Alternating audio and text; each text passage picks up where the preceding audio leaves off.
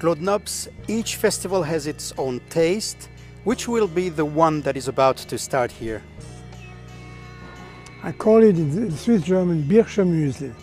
Birchermüsli is a mixture of fruits, of oatmeal and various juices of fruits, which means that it's going to be like a full panorama, like a rainbow of different music. And this is what I like about Montreux, to make it really so, with such a variety of sound, of smell, of views and scenes, that it makes it a real experience. Some would say, but how can you say you change every year when you have this year Herbie Hancock for the 33rd time? For the simple reason that if you check what he did every single year for the past 33 years, every time it's with new musician or different musician, it's new tunes, new arrangement, and it is a perfect way to show the evolution and what an artist can deliver to the audience. Now, what are we going to do as far as the program is concerned?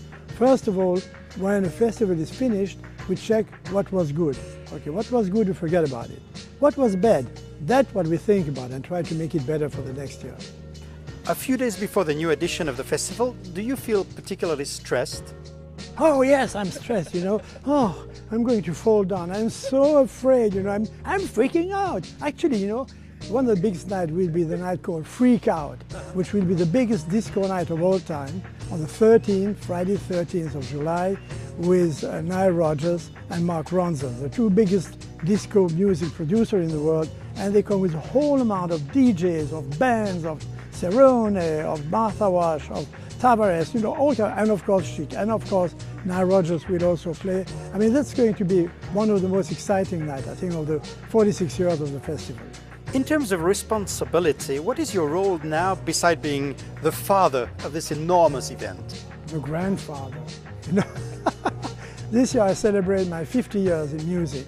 The first show I did 50 years ago was John Lee Hooker, and I had to pay the immense amount of $500. So that's really a lot of money for me in those days. A few years later at the festival, Johnny Hooker got $50,000, and I felt very good because that's what he deserved. But anyway, to get the whole running, you need people, and you need a lot of people. When I started in 1967, there were 2 or 3 friends with me. I was doing the cooking, getting the people at the airport, trying to fix the light, the microphone. Everything was going wrong, everything was going late, but the music was already great, and we were able to catch it on television and to catch the sound.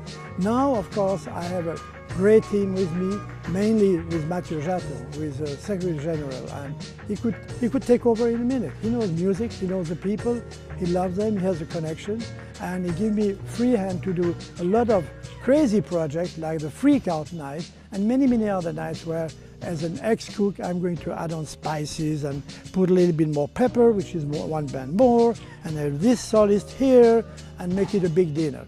Is there, in your opinion, as much creativity as there was, for instance, in the 60s or in the 70s? Well, the creative, I'm sure, it's the same. Now, of course, if you ask somebody to whistle today's 10 hits, very hard, because a lot of songs don't really have a melody. It's like a tricky mixture of special effects, etc. It's not like if I ask you to whistle George Gershwin, you would know T42 and blah, blah, blah, a lot of things.